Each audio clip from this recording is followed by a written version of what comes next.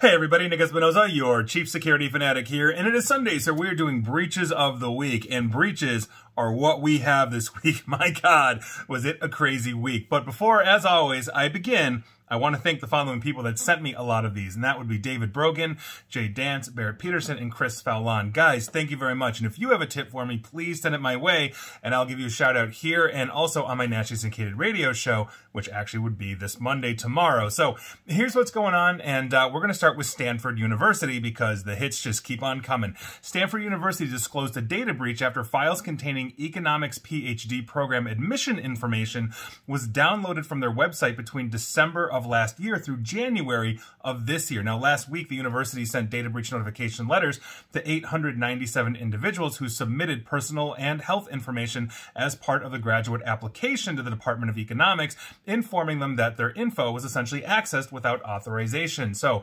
what we are talking about here are names, dates of birth, home and mailing addresses, phone numbers, email addresses, race, ethnicity, citizenship, and gender. Apparently, financial and social security info was not exposed. I don't know if you are an outside citizen without a social security number and a national ID, if that was part of it, but heads up to you if you're an economics PhD candidate at Stanford University. Moving on.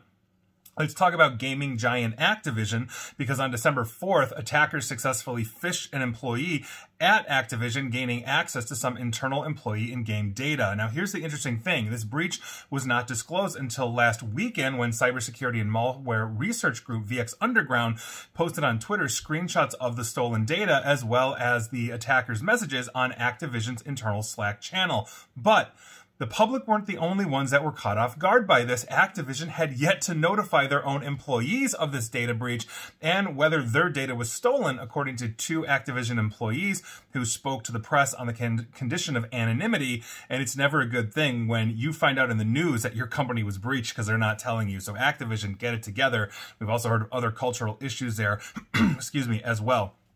Moving on, let's talk about revenue cycle management company Revenetics, or Reventix, and that's an interesting term, revenue cycle management. I don't think I've heard that one before. Anyway, they notified 250,918 individuals of some basically a healthcare data breach that impacted some of their patient information. Revenetics detected a cyber intruder within their systems on December 15th of last year. The incident basically exposed patient names, addresses, medical record and patient account numbers, social security numbers, dates of birth, driver's license numbers, health plan names and IDs, financial information, and clinical data. And the hospital that has had to declare so far as a result of Revenetics breach is the Memphis, Tennessee-based Regional One Health. So if you use Regional One for all your health needs, heads up to you. Or if your health care provider uses Revenetics, which you probably wouldn't know, here we are. Moving on. Let's head on over to Southern Nevada and talk about Rancho Mesquite Casino, because a class action lawsuit filed this past Wednesday alleges that Rancho Mesquite Casino's computer systems were left vulnerable to a cyber attack, leaving the personal information of more than 200,000 of their customers and employees exposed, according to court documents. The lawsuit accuses the company of negligence, breach of contract, and other counts. It asks a jury to obviously award monetary damages to the class participants, and here we are. So if you've ever done gambling or worked for or gambled in or whatever Rancho Mesquite Casino in Southern Nevada, you may eventually be entitled to compensation.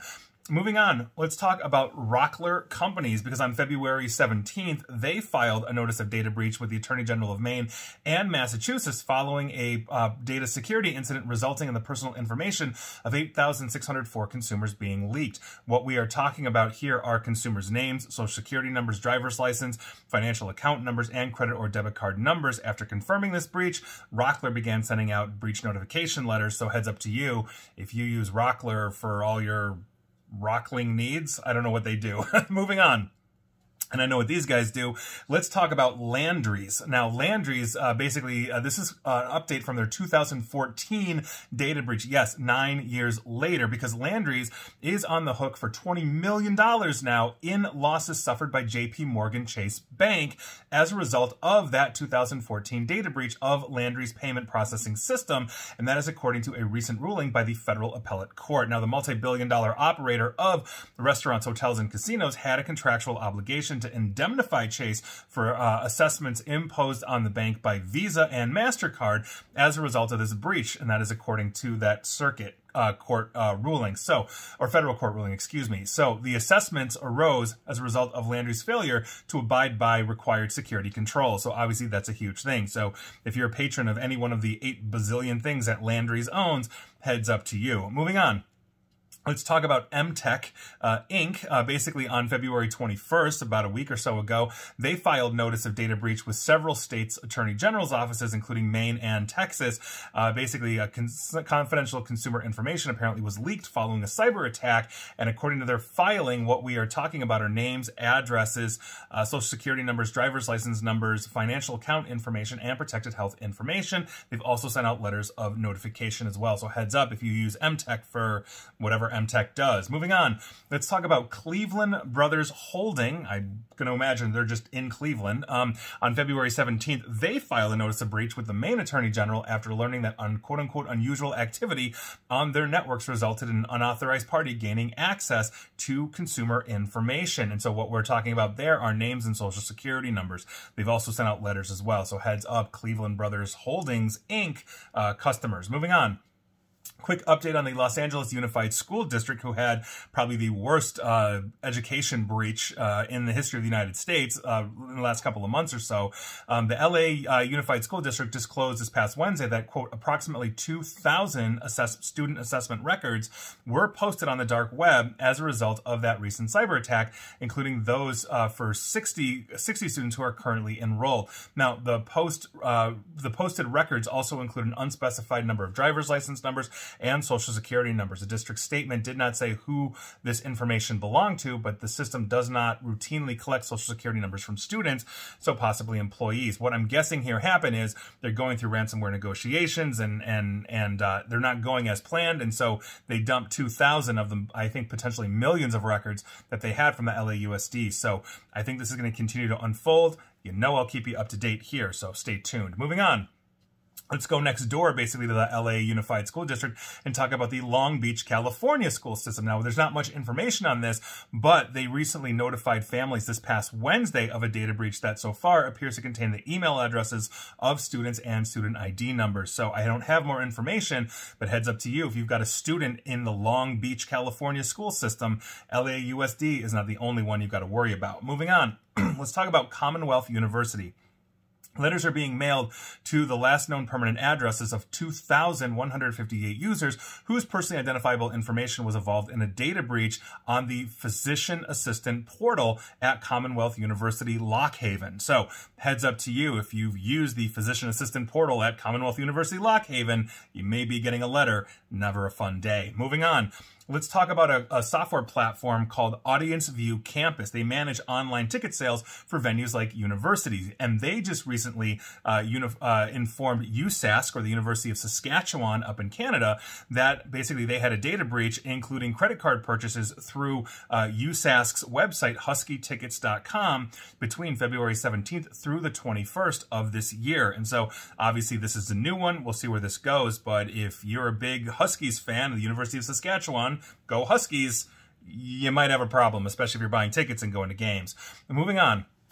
Let's talk about True Health New Mexico. This is actually an update because they just agreed to a class action settlement to resolve claims that it failed to protect patient data from a 2021 data breach. I went back and looked, and I definitely talked about this when this incident affected about 63,000 patients. Now, under the terms of the settlement, class members can receive reimbursements up to $250 of data breach related expenses like credit card related costs, bank fees, communication charges, etc., and up to 5 hours of lost time at a rate of $20 an hour. Class members who experience extraordinary expenses related to the breach can receive higher payments of up to $5,000 for actual documented and unreimbursed monetary losses caused by fraud or identity theft resulting from the data breach. This reimbursement may include 3 additional hours of unreimbursed time at $20 an hour. You have until August 14th of this year to submit a claim. So heads up to you, True Health New Mexico. Patience, go get your money. Moving on.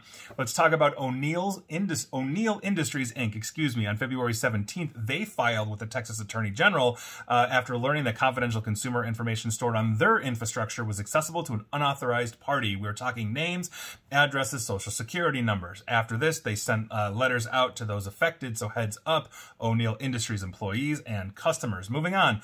We're going to talk about a company formerly known as Pegasus Group Australia. Now they're known as My Rewards, still in Australia. Now, preliminary investigations pointed to an unauthorized access on their systems in August of 2021, which led to this data compromise. We're just finding out about this now, apparently. Now, that meant that personally identifiable information, including names, email addresses, and phone numbers, likely were made publicly available, and there you go. All of their data, they're saying, were stored in Australia, so they're not violating any foreign laws on that one, but the one big organization so far in Australia that has had to declare is a retailer known as The Good Guys. So if you shop at The Good Guys and you're part of their My Rewards program or whatever they call their rewards program, heads up to you, you may be involved in this data breach. Moving on, we're going to talk about the maritime-based Empire Co. They are the parent company of Sobeys, which is what we are talking about today. They just acknowledged that customers and employees, past and present, are receiving letters saying that their personal information may have been compromised. Quote,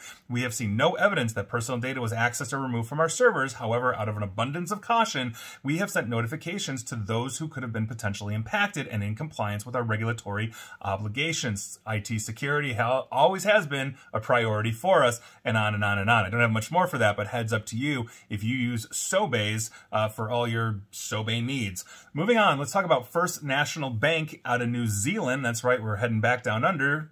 So if you've applied for a home loan through First National Bank, and specifically their app in recent months, your personal information may have been compromised. The data includes personally identifiable information such as names, identity numbers, and contact details. And here we are. Obviously, if you're filing for a mortgage or a home loan, through a bank, they're getting everything about you. I don't care where you are, New Zealand, US, wherever. So heads up to you, First National Bank customers of New Zealand. Moving on, this is an interesting one. I actually talked about this one back in 2018, 2019. I went back and looked. I keep my notes, people. I keep my notes. But we are talking about Vastaamo. Now, this is a Finnish psychotherapy organization. And as I mentioned in 2018, 2019, they got hit that exposed tens of thousands of Finns' mental health information. Now we have an update because the hacker suspected of stealing tens of thousands of these patient records has now been extradited to Finland, according to his lawyer yesterday, and basically he was arrested in France. So his lawyer, Peter Jari, told AFP that the 25-year-old suspect, Julius Kivimäki, is now being held in Vanta prison near Helsinki, Finland. Kivimäki was arrested in Paris on February 3rd on the run from a European arrest warrant issued by the Finnish police in October of 2022. So clearly this guy had 6 months, 5 months, something like that, on the run. French authorities gave the green light for his extradition, and I'm sure the Finns are very happy to have him and prosecute him, and there we are. Obviously, that was a huge and very important data breach because obviously therapists are writing a lot of very sensitive information about your inner quirks, your inner child, your inner whatever. Nobody ever wants that stuff to get out, so that was a huge one. Moving on. We have to talk about food giant Dole, as in Dole Foods. And I had a few different people send me this one. So if I forgot your name at the beginning of this, I'll get you next week. Just let me know, because I literally, this was one of the big ones. Basically a cyber attack earlier this month forced produce giant Dole to temporarily shut down production plants in North America and halt food shipments to grocery stores, according to a company memo that was obtained by CNN and other publications. Now, this previously unreported hack, with a source familiar with the incident, said that it was ransomware, and it led grocery shoppers to complain on Facebook in recent days that store shelves have been missing Dole-made salad kits. Quote, Dole Food Company is in the midst of a cyber attack and have subsequently shut down our systems throughout North America. That is according to Emmanuel Lazopoulos, or Lazopoulos, Senior Vice President at Dole's Fresh Vegetables Division, obviously makers of the salad kit. And that was in a February 10th memo to the retailers that are receiving these that we buy. Dole has 4 processing plants in the United States and employs more than 3,000 people, according to their company lease. So obviously that is a huge supply chain hit, because Dole is one of the major suppliers of a lot of the food that we see in our grocery stores. And so if they go down across North America, obviously it's going to be a lot harder to keep things in stock. So there you go. Are we going to see the price of salad rise in the next month? Probably. We'll see. And finally, excuse me, we have a couple of finalies for you. Actually, a few finalies for you, because there was a lot of crazy news this week. And first one we're going to be talking about are 2,000 companies.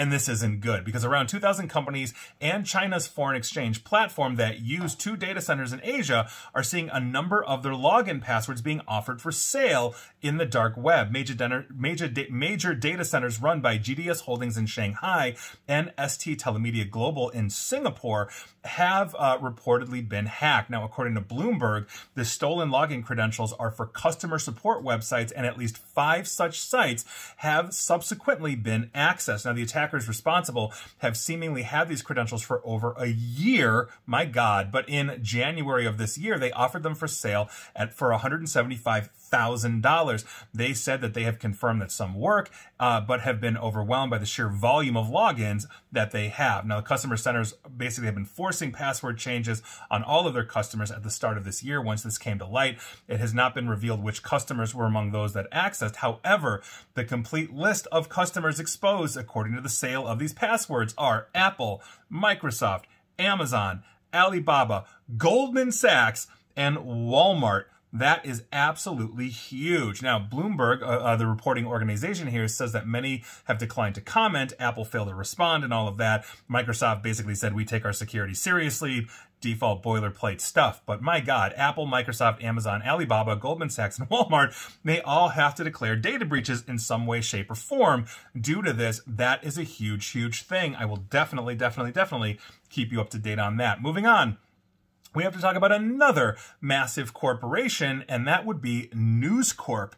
Now, if you're not familiar with News Corp, we will get to them, because they say that attackers behind a breach disclosed in 2022 first gains access into its systems 2 years before, in February of 2020. That's right, this has been unfolding for like 3 years, even though this was caught basically 2+ years in. Now, this was revealed in a data breach notification letter sent to employees affected by this breach who had some of their personal and health information accessed, while the threat actors had access to an email and document storage system used by several News Corp businesses. This incident affected multiple news arms of the conglomerate, including the Wall Street Journal, the New York Post, and its UK news operations. Quote, based on the investigation, News Corp understands that between February of 2020 and January of 2022, about 2 years, an unauthorized party gained access to certain business documents and emails from a limited number of its personnel's accounts in the affected system, some of which contain personal information.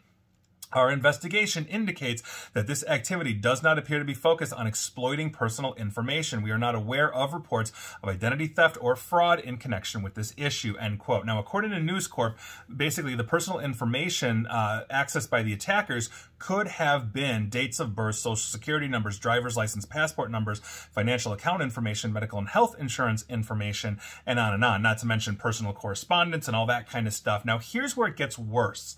Here's where it gets worse, because the media giant said last year, when it first disclosed the security breach, that the attackers were associated with a foreign government, that they had exfiltrated some data during that time that they had access to the system. And I quote from Mandiant, specifically David Wong, VP of Incident Response at Mandiant, talking to Bleeping Computer at that time. Quote, Mandiant assesses that those behind this activity have a China nexus, and we believe they are likely involved in espionage activities to collect intelligence to benefit China's interests, end quote. Now, News Corp properties include the New York Post, the Wall Street Journal, Dow Jones, MarketWatch, Fox News, the behemoth in cable news, Barron's, The Sun, and the News UK British newspaper publisher, among many other things. And so if you are looking at something like this with a Chinese influence or espionage operation, you're looking at the internal workings of major reporting bodies here in the United States. Forget the politics of Fox News and stuff. That is a ton of information that news sources are sitting on.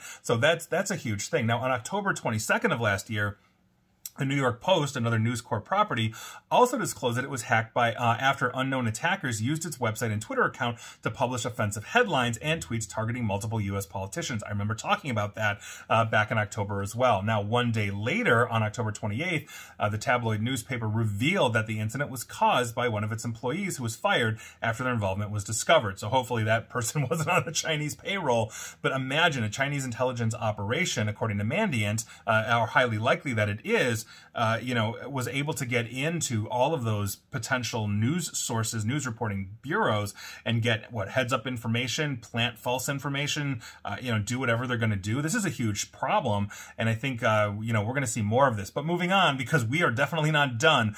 We have more finalies for you. And now we're going to be talking about the Department of Defense. And this ain't good. Here's what's going on now. The U.S. Department of Defense secured an exposed server this past Monday that was leaking internal U.S. military emails to the open internet for at least 2 weeks. Now, the exposed server was hosted on Microsoft Azure's government cloud for the Department of Defense customers that basically uses servers that are physically separated from commercial customers. So basically sensitive information can be shared there. The exposed server was part of an internal mailbox system storing about 3 terabytes of internal military emails, many of them pertaining to the U.S. Special Operations Command, or SOCOM. That's right. This is huge. The U.S. military unit tasked, obviously, SOCOM with conducting special operations. We're going to send in the SEALs. SOCOM's got a hand in it. Delta's going somewhere. SOCOM has a hand in it. I mean, this is what we're talking about. This is really crazy. These are the guys that go after the Bin Ladens of the world. It's nuts. But a misconfiguration in that server was basically left without a password, allowing anybody with internet access to essentially just go to the mailbox and take a look at it. And all you needed to do is open up your web browser and know the IP address. Now, the server was packed, as I mentioned, with internal military email messages, some dating back years, and some of which contain sensitive personnel information. One of those exposed files was a completed SF-86 questionnaire. Those are filled out by federal employees seeking security clearances and contain highly sensitive personal and health information for vetting individuals. Obviously, they need handling classified information. That is a very long and tough process. Now, these personnel questionnaires contain a significant amount of background information on security clearance holders valuable to foreign adversaries. In 2015, suspected Chinese hackers stole millions of sensitive background check files of government employees who sought security clearance in a data breach of the U.S. Office of Personnel Management. So this is kind of on that level in some ways. None of the limited data seen by TechCrunch, who is reporting on this, appeared to be classified, which would be consistent with SOCOM's civilian work, as classified networks are inaccessible from the internet. TechCrunch contacted SOCOM on Sunday morning, basically a week ago, and that was the holiday weekend, but the exposed server wasn't secured until Monday afternoon. When reached by email, a senior Pentagon official confirmed that they had passed those details over to the SOCOM, and the server was soon accessible after that. So hopefully they've got that locked down. Never a fun time when you're seeing sensitive information on the military get out there. Even if it's not classified, there's a lot of information that could potentially just be out there. And finally, we're going to do a quick state of the cybersecurity union, kind of. This is a quick one. It's going to take 30 seconds, but according to an IBM's Cost of Data Breach 2022 report, a single data breach in the United States in 2022 now costs an average of $9.44 million to essentially remediate. Cybercrime is a $1 trillion business, and according to the report, now the projected cost to the world is going to be $10.5 trillion by 2025, up from I think it was 6 or 7. So that is a huge, huge thing. It's obviously much cheaper to just spend on good cyber defense strategies than blow an average of $9.44 million, not to mention reputation ruining and all those other kinds of things. So secure your stuff. Those were your breaches of the week. Absolutely crazy week. Were you affected? Yeah, we're just going to say you were this week because everybody's hacking everybody this week, and that kind of sucked. And please like, share, follow me here on Facebook and Twitter at NickAESP, and feel free to subscribe to me at YouTube as well. And as always, stay safe, stay online, and please attempt to stay private. Thanks, everybody.